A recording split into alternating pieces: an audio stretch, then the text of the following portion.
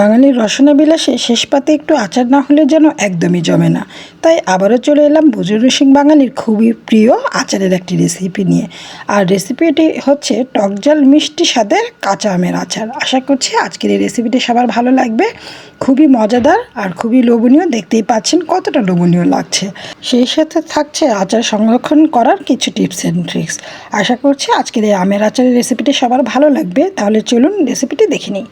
রেসিপিটি তৈরির জন্য প্রথমে আমি এখানে 2 কেজির একটু বেশি পরিমাণে কাঁচা আম খোসাটা ছাড়িয়ে ছোট ছোট টুকরো করে নিয়েছি। মানে একটা আমকে 4 টুকরো করে নিয়েছি আর এভাবে করে ছুরির সাহায্যে দাগ কেটে নিয়েছি।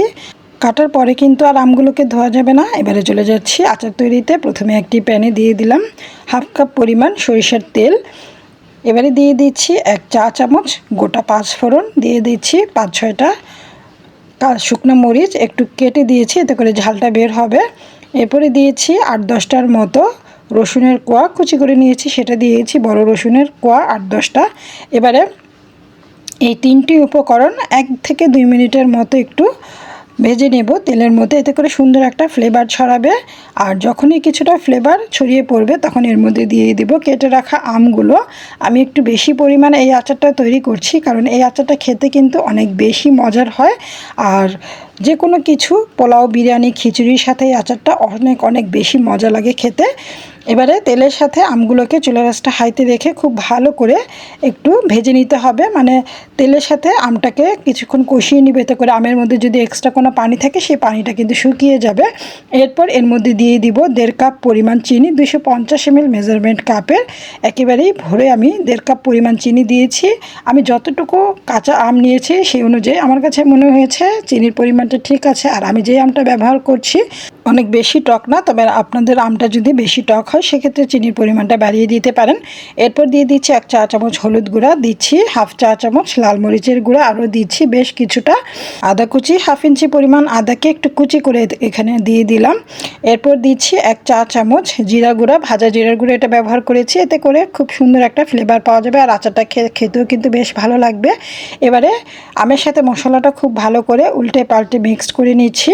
আর চুলা রাসটা কিন্তু এই পর্যায়ে আমি মিডিয়ামে রেখেছি। খুব ভালো করে মিক্সড করে নিতে হবে যাতে আমের গায়ে মশলাটা খুব ভালোভাবে লেগে যায়। আর মশলাটা ভালোভাবে মিক্সড হওয়ার পর এটাকে ঢেকে দিচ্ছি, আর ঢেকে দিয়ে প্রায় 8 থেকে 10 মিনিটের মতো রান্না করে নিতে হবে। এরপর দিয়ে দিচ্ছি স্বাদ অনুযায়ী লবণ।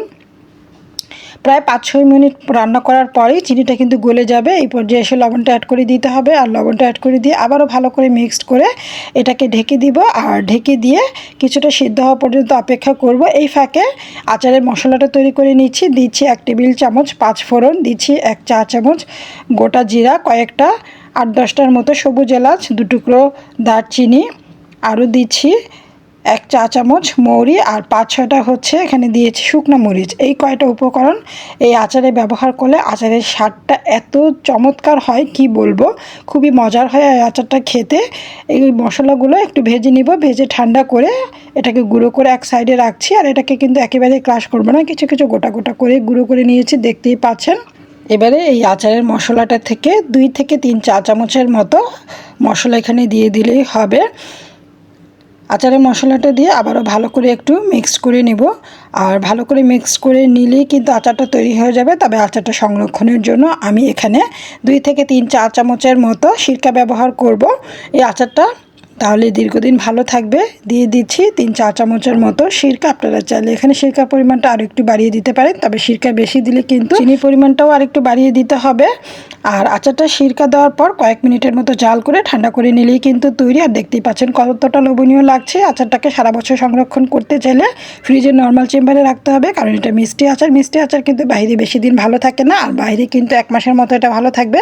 আশা করছি আজকের এই রেসিপিটা সবার ভালো লেগেছে। আর ভালো লাগলে চ্যানেলটি সাবস্ক্রাইব করে রাখবেন। সবাইকে ধন্যবাদ জানিয়ে আজকের মতো এখানেই বিদায় নিচ্ছি। সবাই ভালো থাকুন, সুস্থ থাকুন। আল্লাহ হাফিজ।